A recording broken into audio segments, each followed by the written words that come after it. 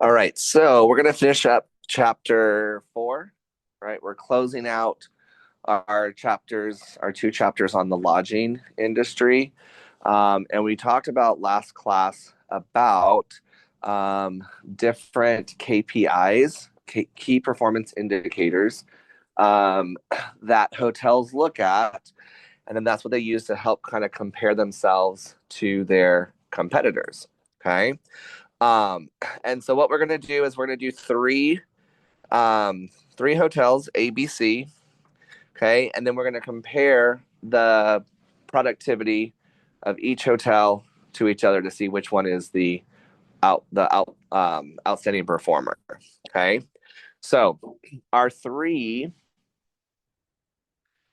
KPIs are occupancy, average daily rate, and revenue per available room. Okay. So for occupancy percentage, that's going to equal what? Anybody remember from our class discussion? Okay, so it's the rooms sold divided by the rooms available. Okay, so rooms sold divided by rooms available. Can you guys see that okay? Or do I need to make it bigger? Okay.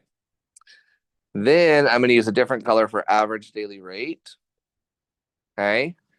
So ADR is average daily rate, and that is equal to how to find the average of anything. Add it all up and then divide by the number, right? So our average daily rate, we're going to add our revenue.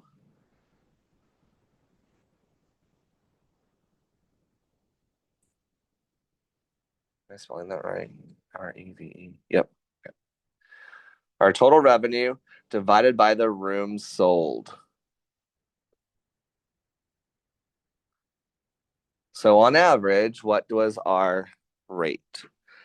And then the last one is RevPAR, revenue per available room. Okay. And that RevPAR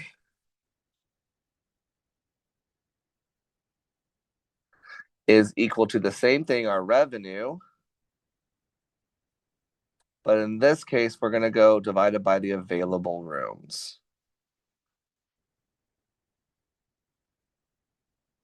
So RevPAR is actually um, RevPAR is actually a number that helps us take into consideration the rooms that we didn't sell.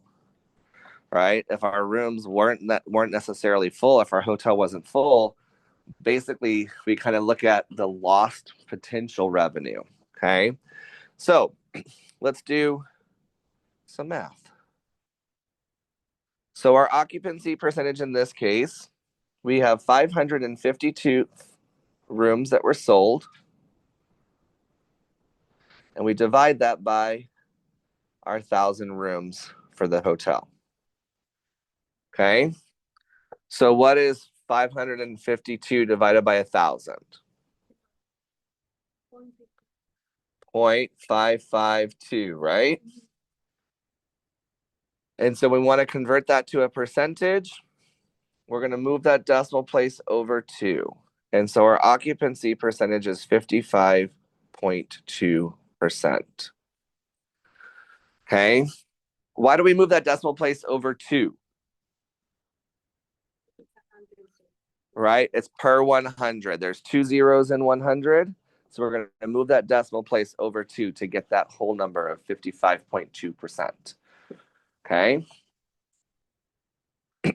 So when we have percentages, we want to make sure we have that percentage symbol. Okay. The next one is our average daily rate. So our revenue of $156,420, we divide that by the rooms that were sold. That's the rooms occupied.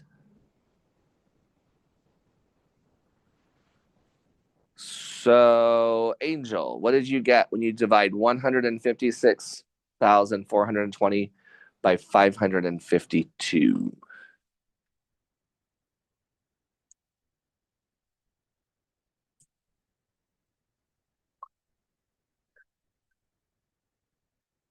$283.3. Okay. So that's $283.30. Do we all agree? Let's double check. I trust you, but let's double check. This divided by this. 283.37. 369, right? So we're talking dollars and cents. So we got to have two decimal places. Okay. So dollars and cents, we want to make sure we have those two decimal places. Okay. Cool. And then the last one is our revenue per available room. So we're going to take that same dollar amount, 156,420, but in this case, we're going to divide it by the 1,000 rooms because that's the rooms that we have available. How many zeros are in 1,000? 3. So I'm going to move that decimal place over 3 to get my answer of $156.20. 42 cents, sorry, 42 cents.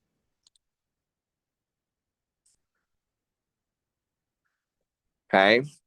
So $156.42. Questions, comments, concerns? How we got that? No? Okay. Let me go ahead and do. Nope.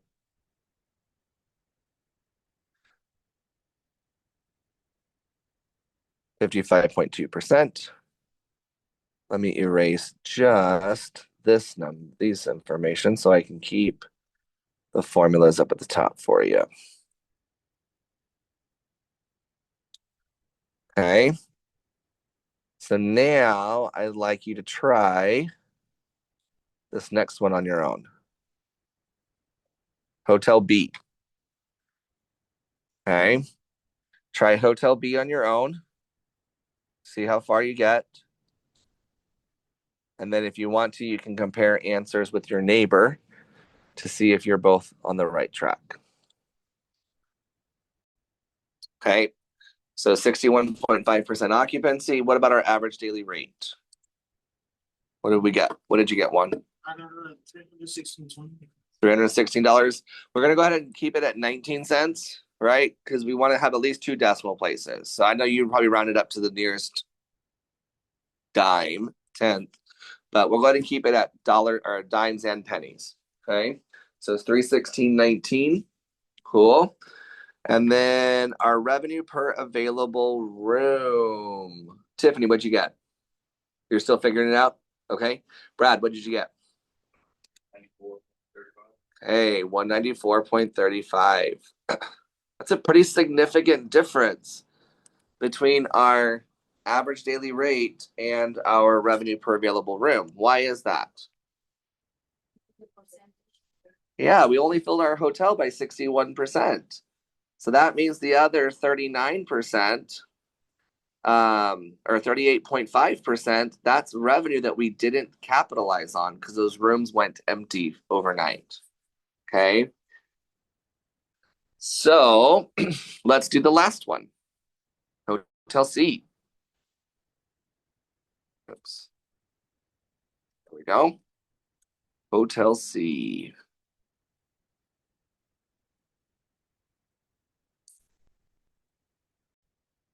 All right. Amethyst, what did you get for the occupancy percentage?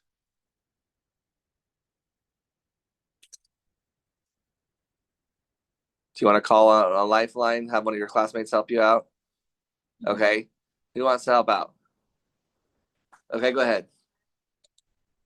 38.9%. Okay. 38.9%. Now, one thing I do apologize, and again, this was kind of implied, so I did not put it on here. But with that occupancy, that's where we're going to times 100. And when we times by 100, that's what moves that decimal place over 2 spots, right? I demonstrated it just in my head as 2 zeros. But if you want to think mathematically and the calculation, if you multiply by 100, that's going to move that decimal place over 2. So that's where you get the whole number, right? When you divide those two, you get 0.38 something. So in this case, we're going to do 38.9%. Good. Okay. How about our average daily rate, Josiah? $320.12. Good. Excellent. And Cassandra, what did you get for the RevPAR? Not yet. Okay. Olivia, what did you get for RevPAR?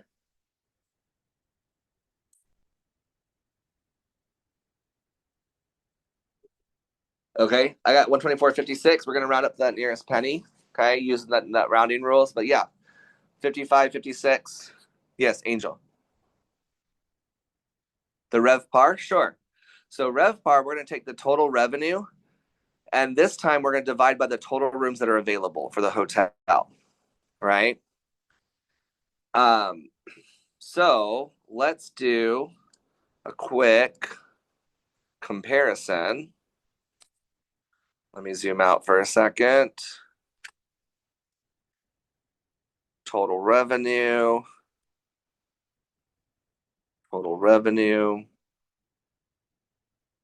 occupancy percentage for Hotel A, occupancy percentage for Hotel B,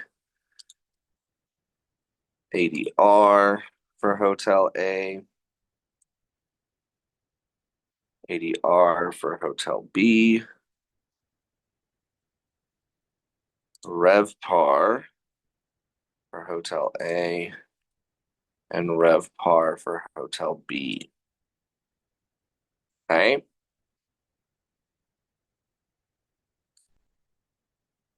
Let's get a chart going here.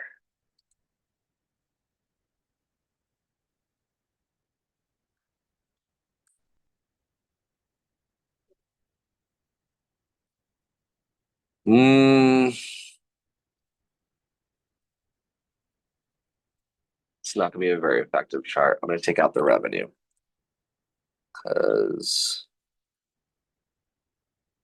I don't want this. Let's delete this. There we go. Now that's better chart.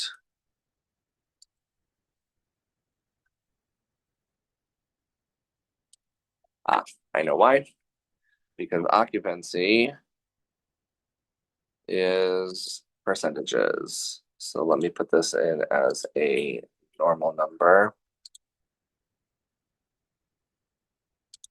Let me update this real quick. 55.2, 61.5, 38.9. There we go. Okay. So now I'm going to go ahead and clear out my screen so we can zoom in more effectively and analyze our data.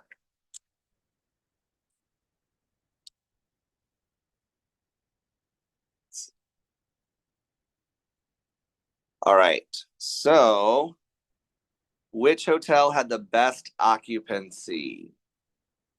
If we look at our chart right here, Hotel B at 61.5%. Okay. Which hotel had the best RevPAR? Hold on, let me get these numbers. There we go. Okay. Hotel B, no, RevPAR, or no, ADR. ADR looks like C, just barely at 320 compared to 316. So they beat them by $4. And then what about who had the highest RevPAR, revenue per available room? Hotel C had the highest revenue per available room. Okay. So which hotel actually performed the best? Any thoughts?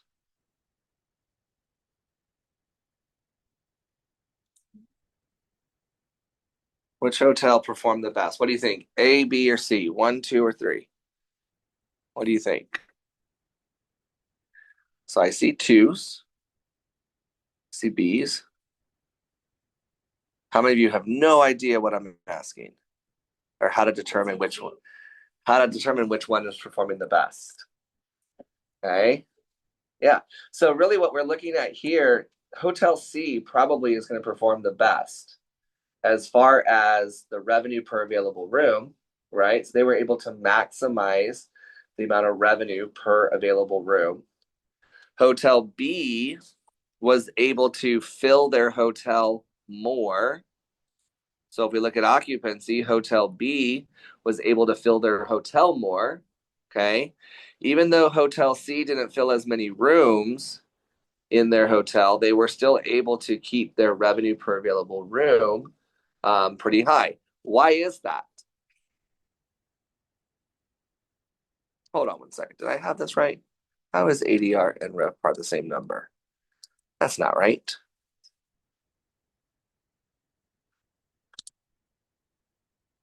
I was like, that looks, nope. There we go. That looks more correct.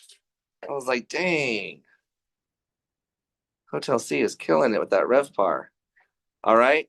So now which hotel is performing the best?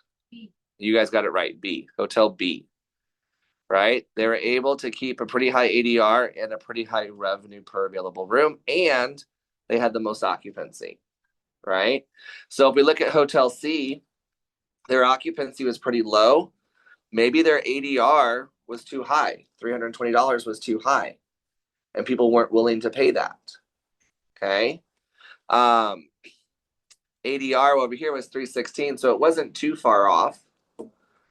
Down here, $283. So we were able to fill our hotel just a little bit, a little over half, but maintain that average rate of $283.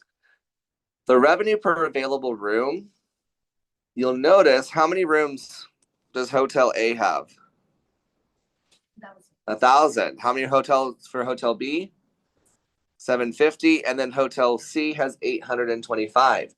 So that revenue per available room really allows us to compare hotels of different sizes because how well did they actually fill their hotel room, right? I did a report back when I was working on my master's degree, and are y'all familiar with the Eagle Ford Shale area? So it's south of San Antonio. They did a lot of fracking, a lot of drilling down in that area, right? And traditionally in smaller towns, what type of hotels do you normally see? Do you see chains or do you see more independent hotels? So in smaller towns, usually more independent hotels, well, one off, right? Now you're seeing more chains, and with that franchising we talked about in a previous chapter, you're able to see more of those chains, right?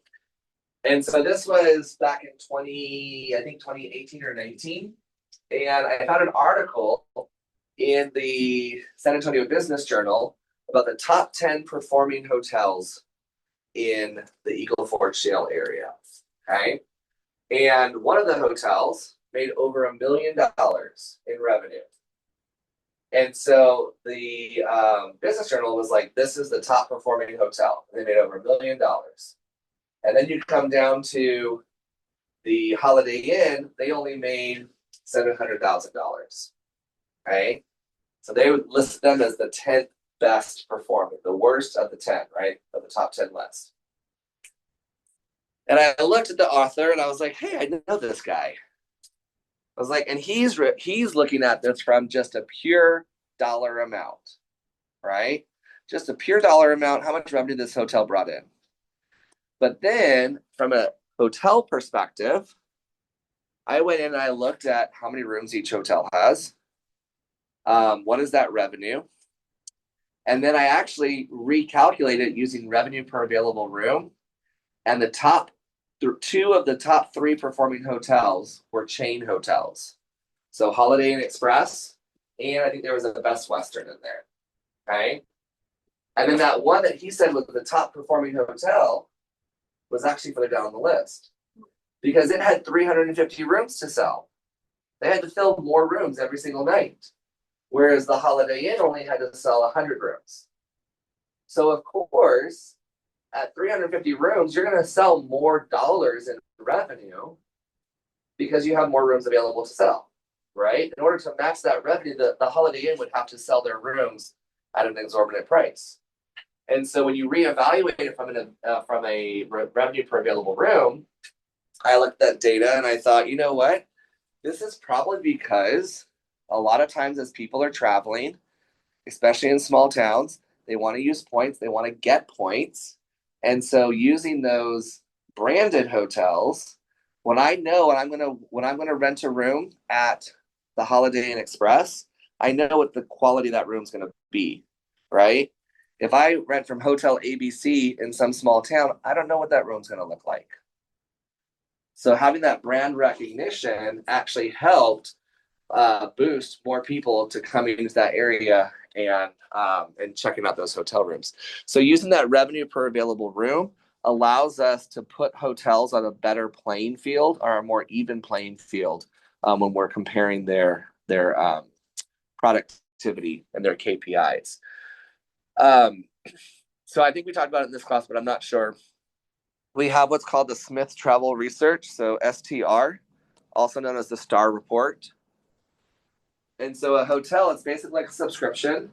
The hotel can give all of their information to Smith Travel Research as far as their occupancy, their revenue, their ADR, their RevPAR. And then they identify their comp set, their competitors. So which hotels in my area are my direct competitors?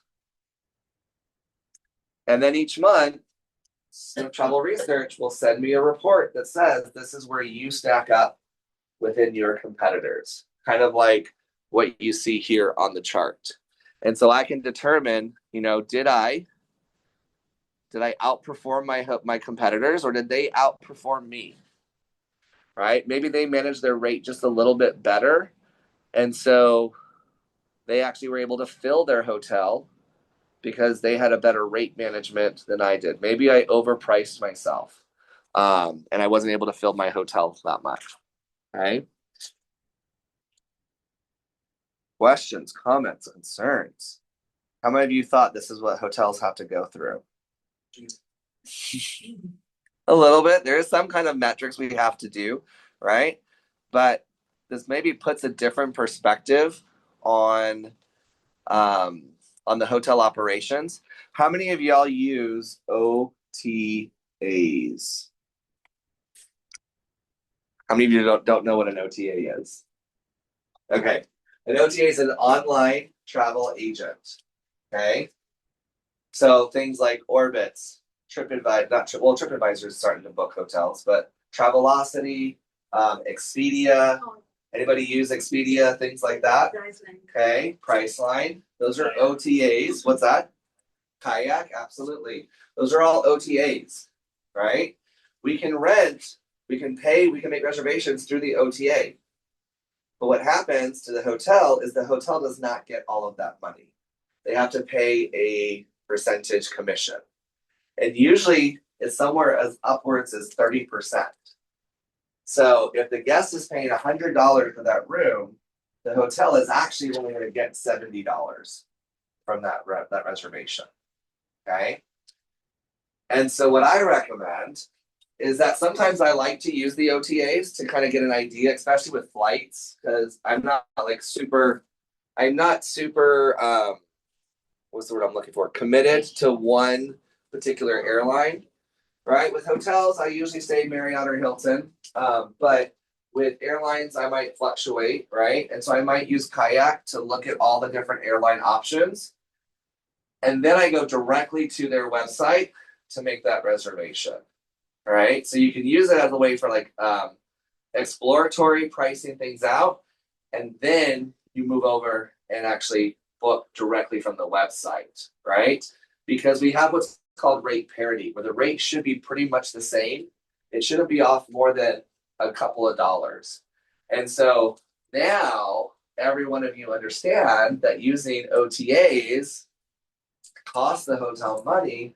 So now, as a wonderful, dutiful hotel or hospitality industry professional, you're going to go directly to the website and make that reservation so our colleagues can maximize their profit. Okay, it's interesting. Sometimes it's like even though cheaper. Yeah, so but if you're using Priceline, yes. Because Priceline and things like what's the other one? Hotwire, those are what we call opaque sites. And opaque, what does opaque mean? You can't see through it, right? So typically with those types of websites, you don't know what hotel you're going to stay at until you make your reservation. Sometimes with Priceline you can, but it just depends on the situation, right? Well, I was traveling one time in Scotland, and I used Hotwire, and so I made my reservation, and it said you're going to stay in a 3-star hotel somewhere in this area. I don't know what exactly hotel I'm going to stay in, right? And that's how hotels can sell it for super cheap, right? Because you're not going to actually see what type of hotel what exact hotel you're staying in. So those type of ones, the opaque ones, those are kind of like a last ditch effort to get people into our hotel to fill our occupancy, right? But the other ones, they typically are going to be more either on a commission basis or like a flat fee. And so I'll tell you this too. This is not necessarily like set in stone, but you guys know how airlines sometimes overbook flights because they think people are going to cancel. Hotels do the same thing. We'll operate at like 105% occupancy. So I may book 5 extra rooms of my 100-room hotel, thinking that 5 people are going to cancel or no show. Well, what happens if they all show up? I got to send people to a different hotel, right? That's what we call walking the guest. And when I walk the guest, who do you think is the first person that's going to be considered to be walked? Somebody who books on an OTA. I'm not going to walk one of my loyalty members, right? An OTA person is someone who's just looking for the cheapest price. They don't necessarily have loyalty to our brand. And so if I have to start considering walking people, I'm going to look at my reservations that were booked outside versus the ones that came directly to us. So it's always a good idea to book direct with the hotels. Yep. Hotels and airlines have different pricing for different markets because some friends and I played around with VPNs and going and booking directly at a site or at hotels, and we were getting prices on average of like $100-$300 less than what we found to be comparable prices if we were booking from within the United States. Yeah, absolutely. So, I mean, a lot of that too, you may not realize this, but like if you go and search for a flight or search for a hotel, it's tracking your internet information, like your IP address. And so if you were to go back and search that again, it's going to recognize that a search was already done from that IP address, and it may increase the price or it may decrease the price. If you've looked at it maybe 2 or 3 times but you haven't made a decision yet, it might change the price and fluctuate it that way. Yeah, absolutely. I did one of my grad school classes. One of our assignments was to do Google Analytics. And so on a website, you can get all the analytics from people, basically how they got to your website. So did they click on a Facebook ad? Did they do a search? How long they spent on your website? Which page they exited your website? The gender, the age, the demographics, all of that. You can get all that data to figure out who is booking and who is not booking. It's real. When I did that, I was just like, the next time I was searching on Facebook, I went to look at a news article and I was like, did I really need to read this article? They're going to know that I searched it from Facebook, right? But all that information they're tracking a lot of information. There was something else I wanted to talk to you about hotels before we went. Let's see, what was it? We talked about OTAs. So we have our resorts, comp sets.